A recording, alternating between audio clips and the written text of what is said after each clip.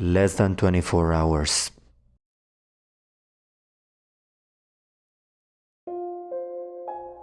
I didn't think anything of it at first. It was just a random design graffitied across the window of the local deli. That same deli burned down the very next morning. Electrical fire, they said. Thankfully, no one got hurt. A month later, on one of my hikes, I noticed an odd shape formed by the grooves of one of our oldest trees.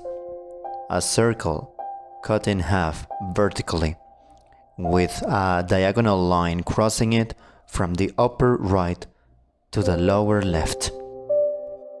I didn't remember seeing it there before, and it reminded me a lot of the deli's graffiti. Less than 24 hours later, lightning struck that tree, killing it.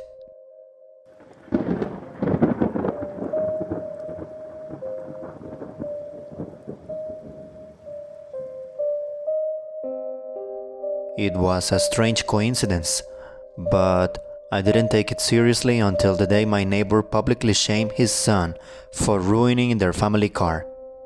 We gathered around to see the damage. The bumper had a scratch, and it bore a strong resemblance to that same design. That evening, that car was totaled when the son forgot to put it in park when he got out, and it rolled into the path of a truck. That was when I began paying attention.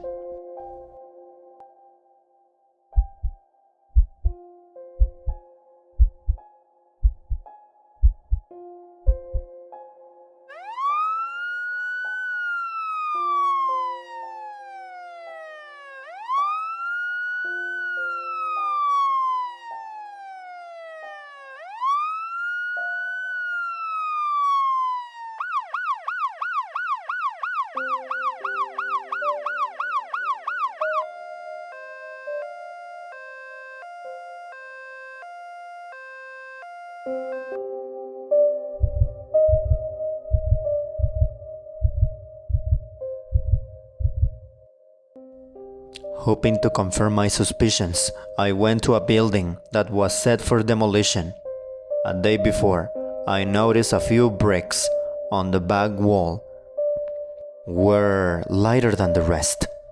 They weren't like that before, and the rough shape formed that same symbol. The next morning, the demolition occurred as scheduled, and my suspicions were confirmed. That symbol was the mark of destruction, of death. I now began keeping an eye out for it. My curiosity piqued.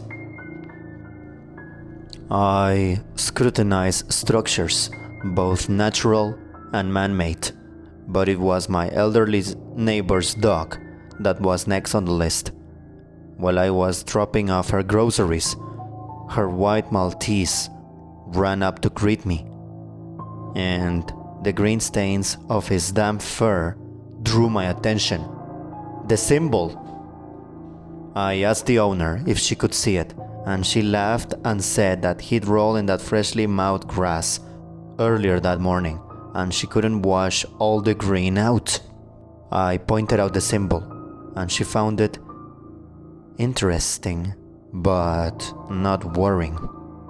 I was worried though, and I told her to take him for a checkup right away. Concerned, she did.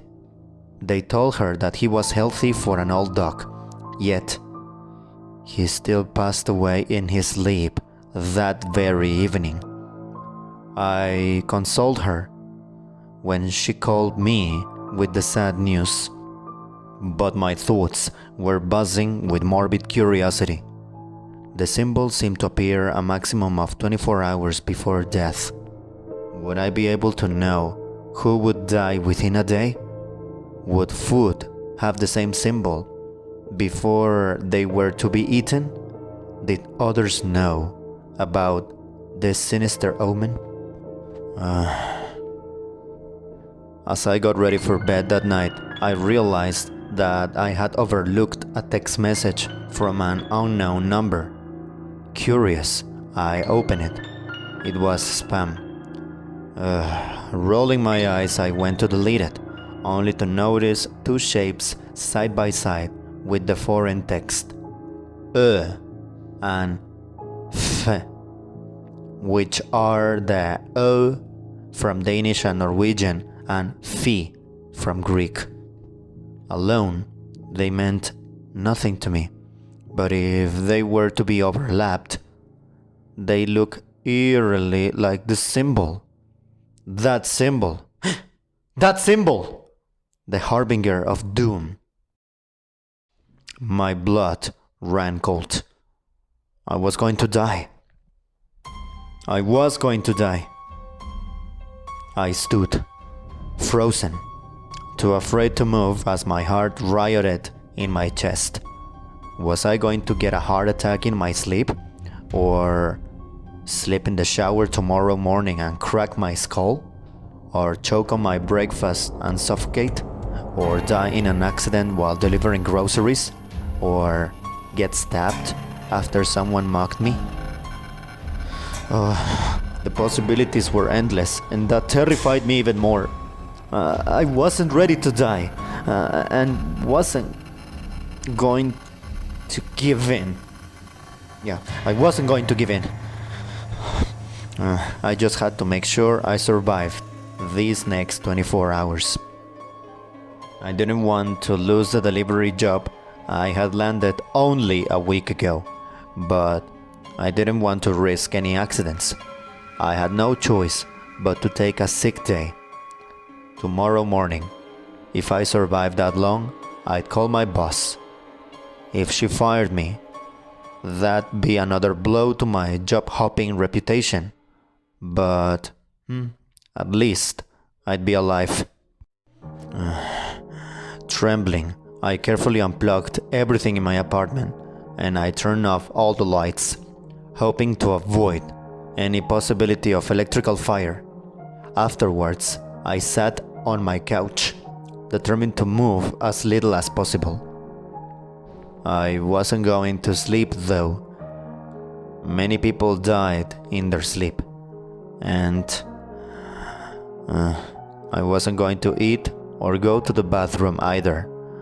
I also didn't want to use any electronics, not even my phone. I had heard how those can explode randomly. The seconds ticked, and I remained sitting.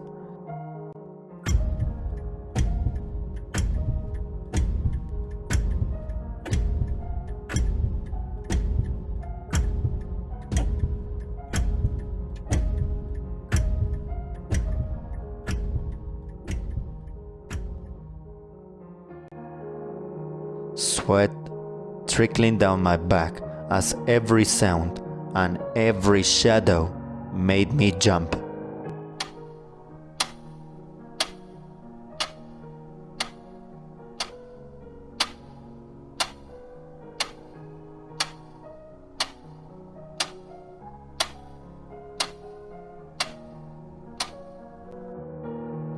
A car passed by.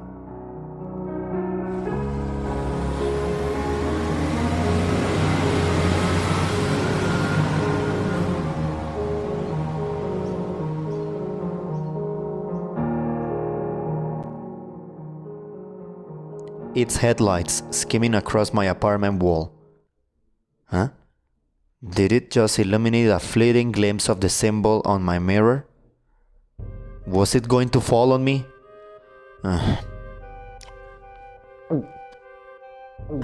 Gulping, I crawled to the center of the room, the furthest from any walls and furniture.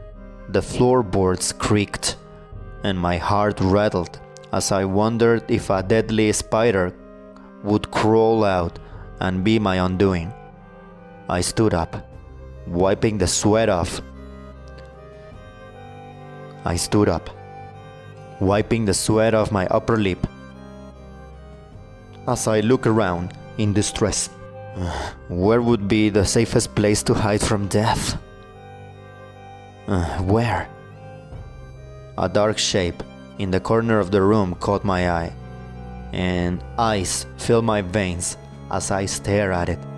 My rabid heart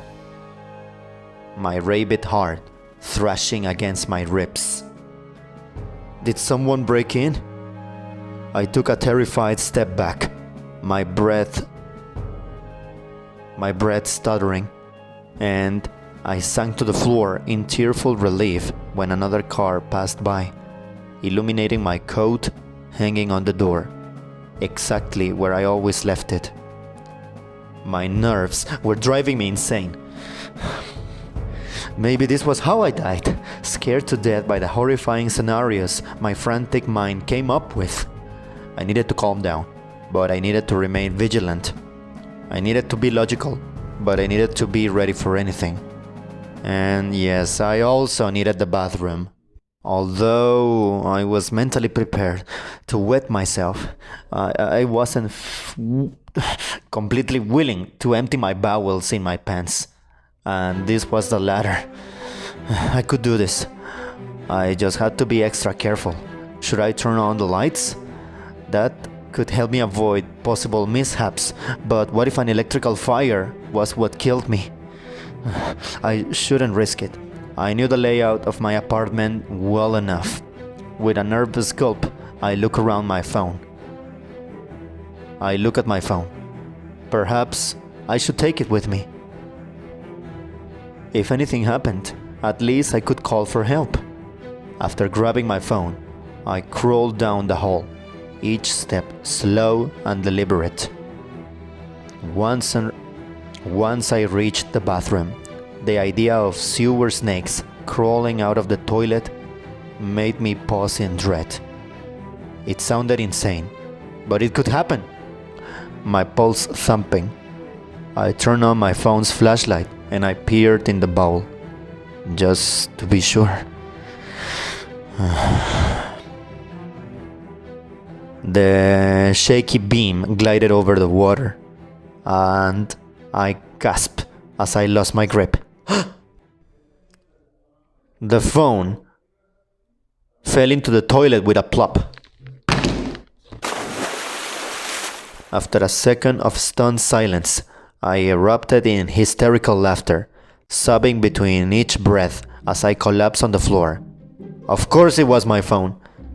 The symbol was on my phone. Why did it think it was me? I was such an idiot. Relief never felt as warm as it did that night, and I slept like I'd never slept before. The next morning, I felt as though I had been given a new lease on life. After digging out my old cracked phone, I drove to work with a smile, glad I didn't risk getting fired by taking a sick day, only a week into my new job. After carrying stuffed paper bags to my trunk, the banana sticking out had me take a curious pause, hoping I wouldn't get scolded for rummaging through a customer's groceries. I leaned over, studying each banana. There it was, the symbol, on one of the fruits, barely perceptible. This banana was going to be eaten within the next 24 hours. Excited, I went to check the remaining groceries, but a cold touch of the back of my neck made me gasp and recoiled. I turned in alarm, only to find myself facing my startled girlfriend. Oh my god. I'm sorry, babe. I didn't mean to scare you. She said, half laughing as she covered her mouth. Wow, Chanto, your hands are like ice. I said, rubbing the back of my neck with a shudder. I know. I was just checking out your new work. When did you get it? She giggled. I got it a week ago. And you? When did you get back? I replied, slamming the trunk. Yesterday? I missed you the entire time. Andray manitra, faly be aho hitanao. Tena tsara mihitsy izao fiverenanao izao. Tena nalahelo mafy anao. Tonga soa. Andray manitra, faly be aho hitanao. Tena tsara mihitsy izao fiverenanao izao. Nalahelo anao mafy. Tonga soa. She wrapped her hands around me and we shared a kiss. I missed you too.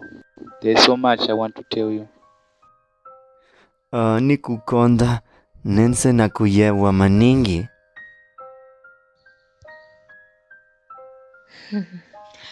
There's so much I want to do to you. You free tonight? She whispered, giving my ear a nibble. My blood rushed. Yes. Hey! My boss clapped her hands to get my attention. I'm not paying you to make out. Save that effort after work and get those groceries delivered. Mira, no te estoy pagando para que te estés topando con tu novia. Esas babosadas me las vas a hacer otro lado. Andá y repartí esas bolsas, pero ahorita. Right away! Right away. Sorry, Tao, but I better deliver this now or I could lose this job too. I said as Chantal and I untangled ourselves. I won't keep you busy. We'll pick up where we left off tonight. Should I drop by 7? She said. Perfect.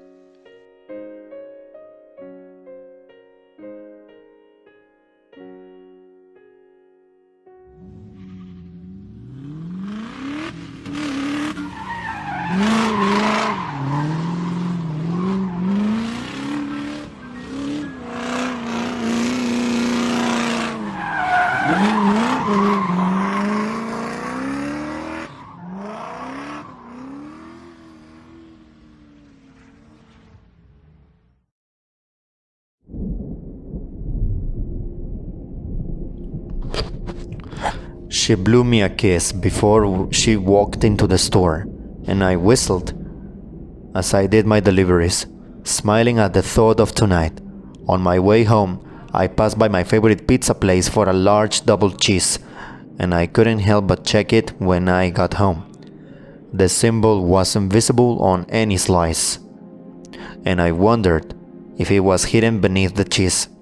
I couldn't wait to tell Chantal so we can find it together. The moment I opened the door after her knock, she pounced on me with a kiss, and I hugged her as we stumbled back into my apartment, laughing. We fell on the couch, and my hands began to roam, but she stopped me and stood up with a grin. Wait. I want to show you something. She said, unraveling her scarf. I leaned back with an eager smile. Oh, a striptease. That's a part of it. She said with a wink as she pulled her sweater off. She twirled it over her head, and I chuckled as she flung it at my face. With a playful smile, she turned her back to me, swaying her lips as she lifted her hair up, and my heart dropped. The symbol, freshly tattooed on the nape of her neck. She glanced over her shoulder as she let her hair tumble.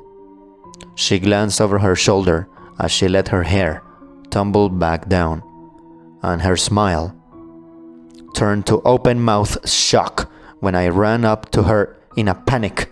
Grabbing her hair, I yanked it up and pushed her head down, my mouth dry as I stared at the symbol with disbelief. How did you get this? I yelled, my voice shaking with fear and despair. Ah, babe, you're hurting me. How did you get this? I had done it after work. Why? Why did you get this symbol? How did you get this? Why are you upset? I just wanted to surprise you. She asked, on the verge of tears. I looked at yours this morning and thought it'd be cool to get a matching tattoo.